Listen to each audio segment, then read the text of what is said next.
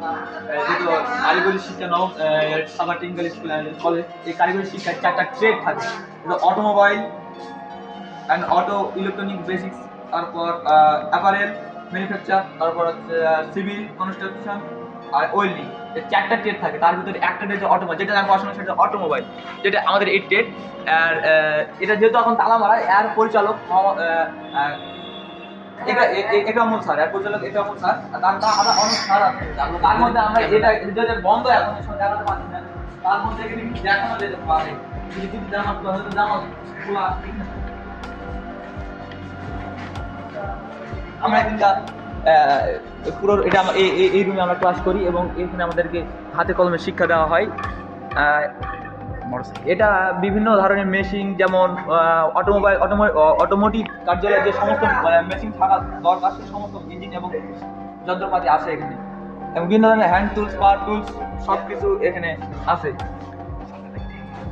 তারপর apparel manufacture, এখানে আমরা এদের সদস্য অসব বন্ধ, তারপর আমরা দেখা যেতে খুশি এখন, তারপরে দেখাতে পারি কিন্তু না থাকলে অসম্ভব দেখা। আমার চেষ্টা করছি দুঃখিত, এটা আন্তরিকভাবে এটা এটা অ্যাপারেল ম্যানুফ্যাকচারের যে সমস্ত যে সামগ্রী জিনিসপত্র এখানে নেওয়া হয়, সে মানে কাজ শেখানো হয়, সে সমস্ত জিনিসপত্র এখানে আছে।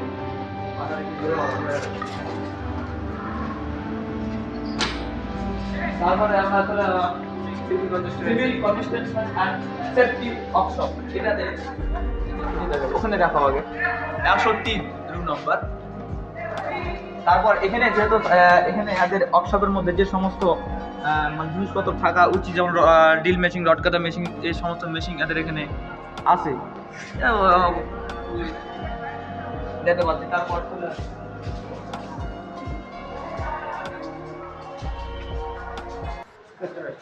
ওয়েল্ডিং, তারপর চলে গেলাম ওয়েল্ডিং অ্যান্ড ফেব্রিকেশন ওয়ার্কশপ। এটা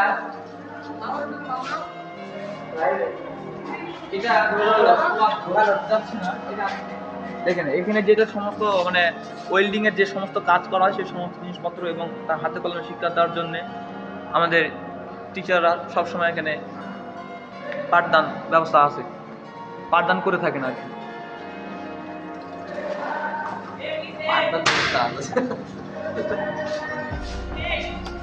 আরেকটা জিনিস, এটা হচ্ছে আমাদের অটোমোবাইল সেক্টরের একটা গাড়ি, মানে এই গাড়িটা হচ্ছে আমরা অটোমোবাইল